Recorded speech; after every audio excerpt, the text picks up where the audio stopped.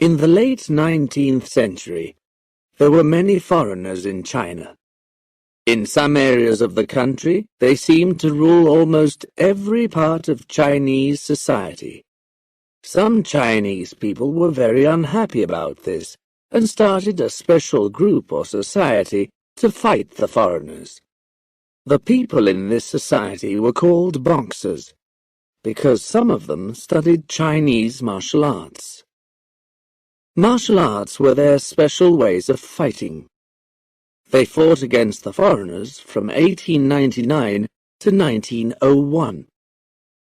This time in history is known as the Boxer Rebellion. Time, 1901. Place, a temple in Shandong Province, China. The old man walked into his room. The door was already open.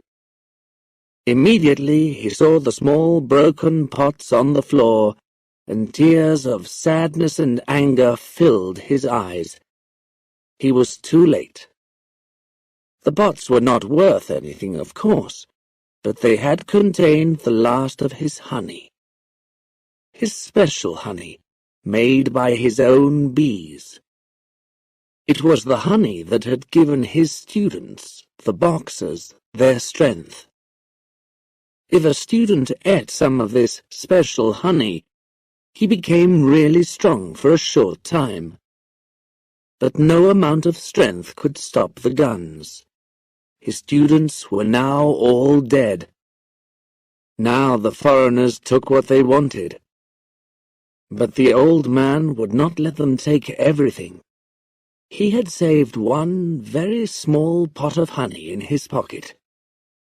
One day, he would give it as a present to the Emperor of China. Now, he had to hide it. The old man heard heavy footsteps outside. It was the foreign soldiers. He put his little pot into a wooden box of small presents that he had saved for the Emperor. He hid the box in the corner of his room, and then turned towards the door. He walked into the bright morning sunshine for the last time. Time, the present. Place, Sweetbourne, a small town in Kansas, USA. Jack Rawlins put his hand up to his black eye as he walked into the kitchen of his home. He knew his eye looked bad. "Another black eye, son?" asked Evan Rawlins, Jack's dad. He expected Jack to get a few injuries in a school football match, but it had happened too many times lately. He knew why. It was Rex Coulter, the college bully. He was the only one who would want to give Jack a black eye. "I guess so, Dad. But I did get the winning points." Evan Rawlins smiled at his son. Jack was 16, almost a man, and he was popular at school. He was a good footballer, too, but Evan knew that Jack and all of his friends were being bullied during football matches. Everyone knew that the college bully was Rex Coulter. There was nothing Evan could do. There was nothing the other parents could do either. Boys play rough games. Boy, Rex Coulter was 18, and he was big. He had short blonde hair and a big nose, and he must have weighed at least 110 kilos. He wasn't as good at football as Jack was, but he was strong and fast, and he liked to hurt people. Evan put his arm round his son. "How about doing something to take your mind away from football?" Jack smiled. His dad bought and sold houses, and he often bought everything inside them too. Jack liked the houses, especially when they were old. He loved looking through the things that were in old houses, because sometimes, just sometimes, There was something really interesting there. "You want me to look through some old stuff again, right?" asked Jack. "Only if you want to, son." "When do I start?" "First thing tomorrow morning. But first, let's look at that eye." The house that Jack's father had bought was at the other side of town. An English army officer had built the house in 1930, and his family had lived there ever since. The army officer's granddaughter, now an old lady, had been the last person from that same family to live there. Jack parked next to a large tree in front of the house. He looked up at the building. For a town like Sweetbourne, it was an old house. And it looked old, too. Inside, the rooms were in poor condition. This wasn't unusual in big old houses, but there was one room that was especially unusual. It was the biggest room on the ground floor. It was dark and full of old furniture. It was like a museum. There were old photographs on the wall of soldiers and places in other countries. One photograph showed a smiling army officer standing next to some Chinese men. The Chinese men's hands were tied, and they looked unhappy. Were they prisoners? The officer was wearing a British uniform. Was he the man who had built this house? Jack thought so. The shelves were full of things from China and India, old coins and photographs, old pots and pieces of art, and even some dangerous-looking knives. Jack loved these old things and enjoyed looking at them. He could tell that this room contained many unusual and perhaps valuable things. Then there, in the corner of one shelf, was a simple little pot that didn't look unusual or valuable at all. Jack looked closer. It was very small, about the size of an egg. It was brown, with a small red and black bee painted on its side. Jack picked it up and saw that it had a top which was tightly shut. Nobody had tried to open it. Maybe nobody thought it was worth opening. Well, thought Jack, my dad owns this now, and he told me to look at things, so I'll open it. At first the pot was difficult to open, but after Jack tried a little harder, the top came off. Jack looked inside the pot, and saw, much to his surprise, that there was a small amount of thick, golden liquid inside. It smelled sweet. He knew at once what the smell was. It was honey. Even though there wasn't much there, Jack couldn't help putting his finger in and tasting it. It tasted delicious, with an unusual flowery taste that he couldn't recognize. He wanted to finish it all, but he had work to do. He would save it for later. Jack put the pot down on a shelf and decided to take a walk round the house to see what the garden was like. There was an old tree stump in the garden which he had to pass. There wasn't much space, and he hit his leg against the stump. He cried out, more in anger than in pain, and kicked against the stump. He was surprised to see that the stump flew into the air and landed at the other end of the garden. He went over to look at it. The old dead stump, Jack thought, must have gone soft in the ground. He looked at the stump. It wasn't soft at all. The roots were dead, but they were still there, and the stump looked hard and heavy. He looked again, and he saw that the roots had been torn out of the ground. Had he done that? Looking again at the size and weight of the stump, Jack guessed that he couldn't even lift it. He tried, and found to his great surprise that he could lift it, easily. It was as light as a pillow. He dropped the stump onto the ground, and the sound it made, as well as the hole it made in the ground, showed that the stump was very heavy indeed. "Woo-hoo!" Jack shouted. He didn't know how, but he had suddenly become as strong as 20 men, maybe more. Jack went to his dad's car, which was large and new and had a big engine. He put his hands under the front of the car and lifted. It came up as easily as lifting a chair.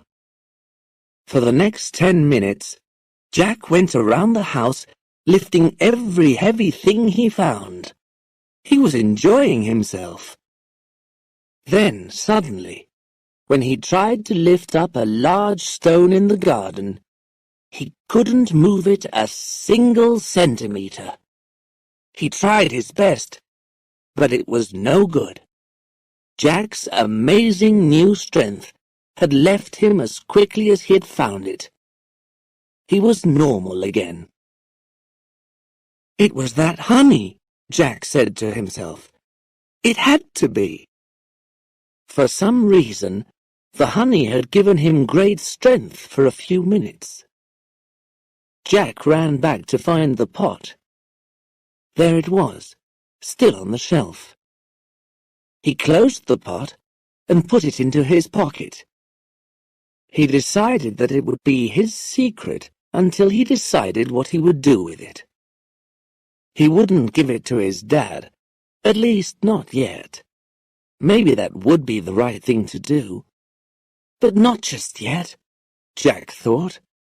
First I'll have some fun with it. Jack finished looking at the house and found plenty of other interesting things. But all day he thought about the honey in his pocket. When he got home, he told his father about the house. Dad was pleased when he heard about all the old and unusual things Jack had found in the house. But Jack didn't tell him about the honey. "You've worked hard today, son," he told Jack, and he gave Jack a $50 note. "Go out and have some fun," he added. Jack was feeling good. He had money and he had friends to enjoy it with. And he had his little pot of honey. The morning was fine and sunny. It was early summer, and Jack was enjoying a walk through the streets of Sweetbourne with a few of his friends from the football team. They were going to go to the local swimming pool at the sports centre.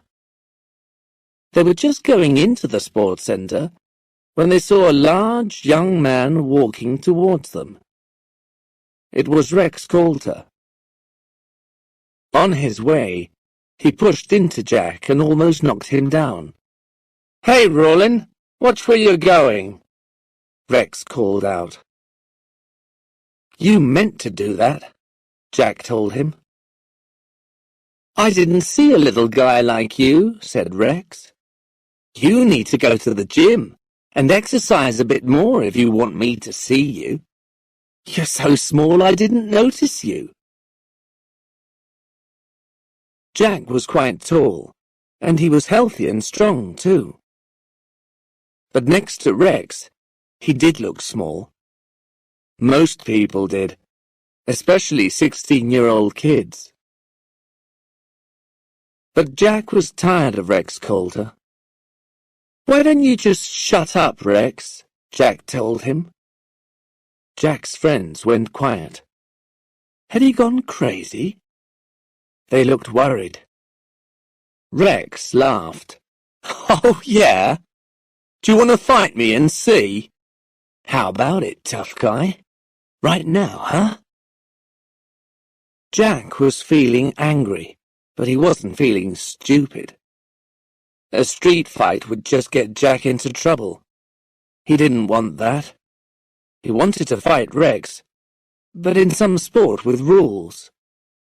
He wanted to make Rex look bad in front of everybody. But what sport could he choose? Jack had an idea. "Look," Jack said. "Everyone knows you're good at wrestling. You're the best at college, right? Well, how about a wrestling match? You against me." Rex could hardly believe what he was hearing. "Are you serious? I'm good. Very good. After 5 minutes with me in a wrestling match, you'll know what good means." "Oh, I'm serious, believe me," Jack said. Jack's friends were trying to stop him, telling him he was crazy. But Jack just put up his hands and called out loudly, "Look, I'm tired of Rex bullying people. I'll win this wrestling match. Just you wait and see." Jack turned to Rex. Rex was amazed. "Okay. My trainer will be the referee. I won't be allowed to kick your teeth in or hit you in your other eye. I'll be happy just to tie your legs around your head and throw you around a little. You can just worry about avoiding me. Okay, Shorty?" Rex was laughing now. He was enjoying himself. "If you can avoid me for 3 minutes," he continued, "I'll shake your hand and apologize. But that's not going to happen. Anyway, how about 3 o'clock? At the sports center?" Jack's friends were all trying to persuade Jack to leave and telling him not to be crazy. But Jack didn't want to stop.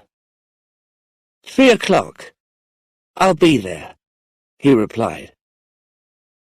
Rex left, laughing loudly. Jack was popular around school, and Rex wasn't. Jack's friends thought he was quite mad, but they liked him and didn't want to see him get hurt by Rex Coulter. Soon the news was everywhere. Jack's friends had made up their minds that they were going to help him. "Look," said Eddie Kowalski, Jack's best friend. "If you get into serious trouble, me and all the guys will jump into the wrestling ring and help. Don't worry." "Thanks, Eddie," said Jack. "That means a lot to me.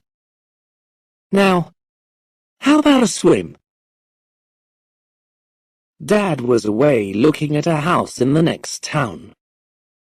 Jack was pleased that Dad didn't know about the wrestling match yet. He wouldn't hear about it until it was all over.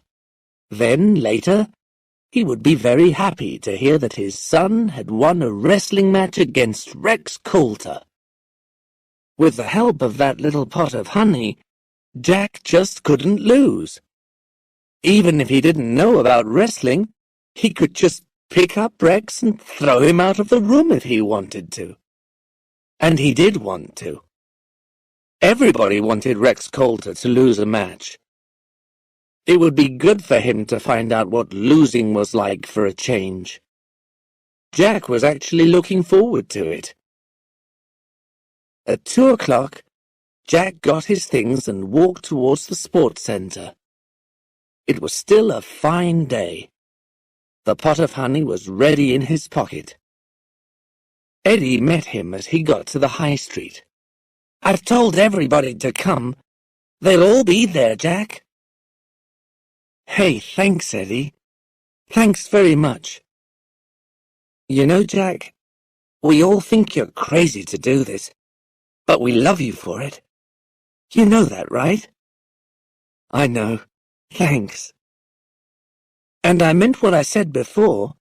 We'll come and help you if you really get in trouble. That's good to know, Eddie. Thanks, said Jack.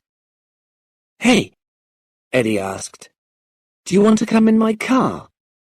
I'm just going to pick up some of the other guys, and you can come too if you like. I think I'll walk. I'd like to clear my head a little, Jack answered. I'll see you there, okay? Right, Jack, said Eddie.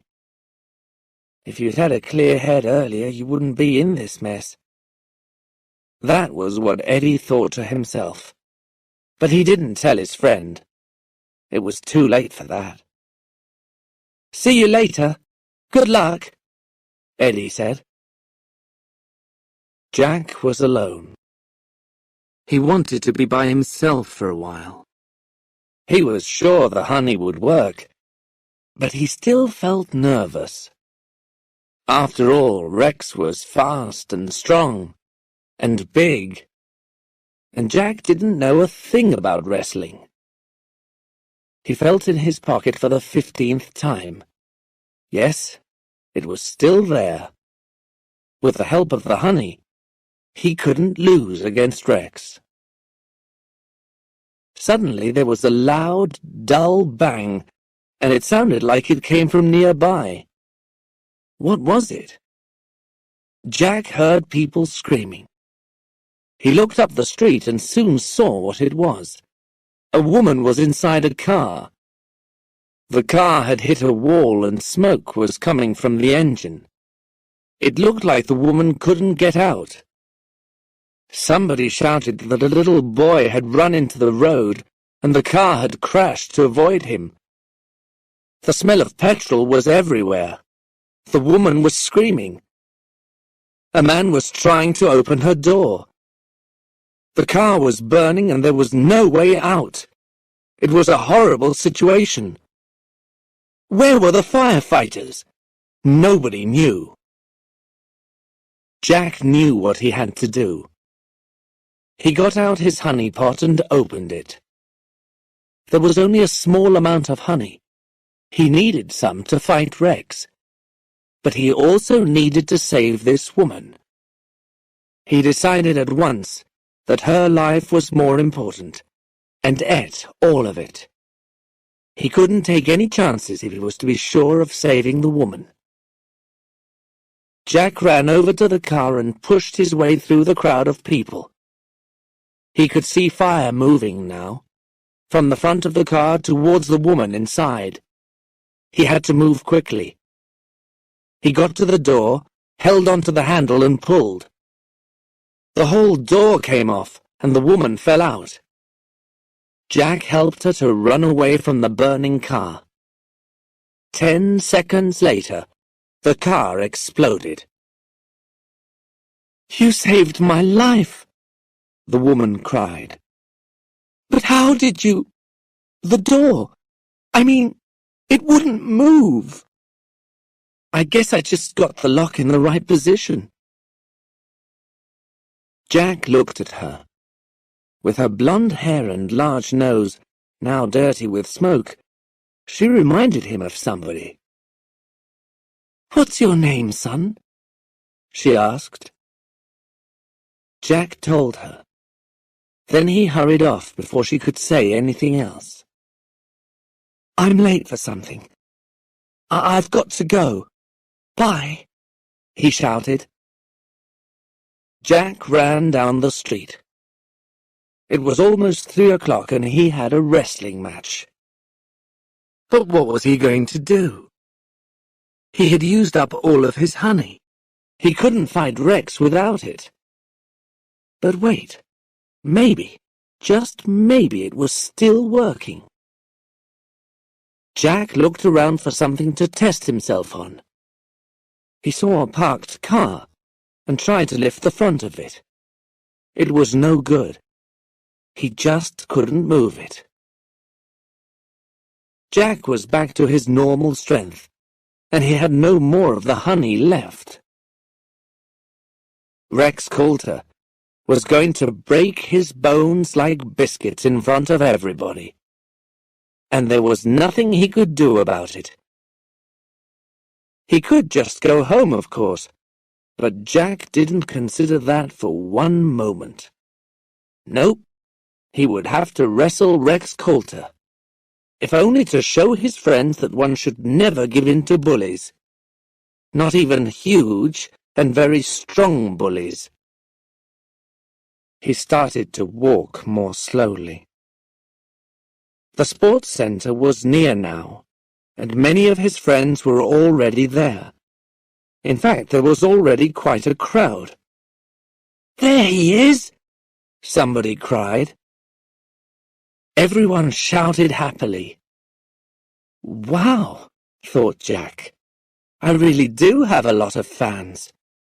We haven't even started wrestling yet. They should at least wait until I've tried to fight Rex."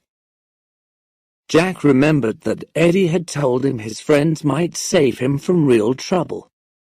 Maybe he would be okay after all. Then Jack noticed Rex Coulter. He seemed to be shouting more loudly than anyone else. He was pushing through the crowd towards Jack, holding a mobile phone and speaking to someone. Rex came up to Jack and hugged him hard. Rex was repeating the words, "Thank you, thank you," again and again. "Is Rex almost crying?" thought Jack. Then Jack realized who the woman had reminded him of, and he realized who he had saved from the burning car. Rex Coulter's mother.